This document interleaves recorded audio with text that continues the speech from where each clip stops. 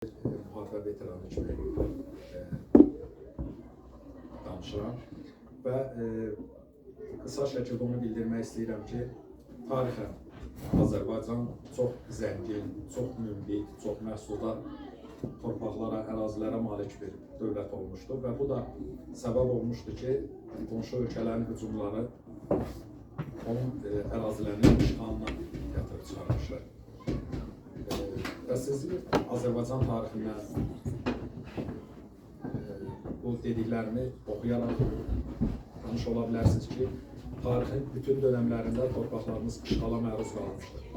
Və xüsusilə də 20-ci ildən Heydər Əliyevin vəzifələrdən istefa verməsindən sonra ermənilər açıq şəkildə, münaqişə şəklində Azərbaycan torpaqlarına hücumlar edir və xüsusilə də dünyanın güclü ölkələrindən onlar böyük dəstək alaraq torpaqlarımızın 20%-ni işğal edirlər.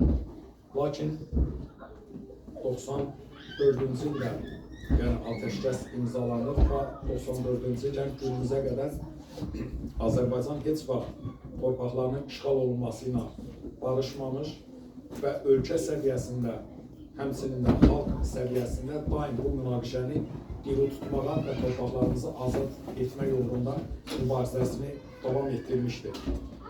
Məsələn, 20-ci əsrin əvvəllərində cənab İlham Əliyev prezident seçilərkən Qarabağ münaqişəsinin həll istiqamətində hücum diplomatiyasına keçmişdir. 2008-ci ildə Leyla Əliyeva tərəfindən Xocalıya ədalət kampaniyası təşkil olunmuşdur və istər 20 yanvar hadisələri olsun, istər Xocalı soyqırımı olsun, istər digər torpaqlarımızın işğal olunma günləri olsun, yəni biz dediyim kimi ölkə səviyyəsində, ölkə miqyasında daim bu münaqişəni diri tutmağa və öz torpaqlarımızı azad etmək yolunda mübarizə aparmışıq. Və 2020-ci ildə sentyabrın 27-sində 2-ci Qarabağ müharibəsi cənab Ali Baş Komandanın əmri ilə başlanmış və çox qısa müddət ərzində 44 günə bütün torpaqlarımız işğaldan azad olunmuşdur.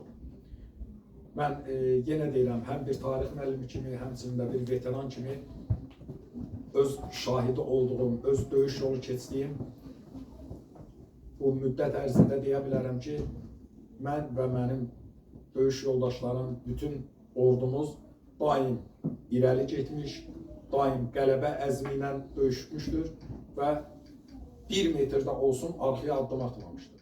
Yəni ancaq irəli, ancaq torpaqlarımız azad olunsun və bu yolda biz böyük şəhidlər vermişik.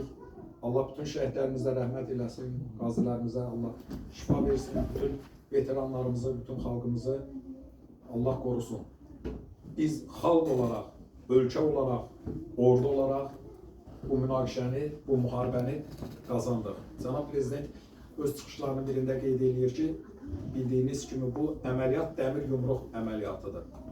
Və bu dəmir yumruq təkcə düşmənin başına indirilən bir dəmir yumruq yox, eyni zamanda bir xalqın, bir ordunun dəmir yumruq kimi birləşib düşməni məğlub etməsi deməkdir.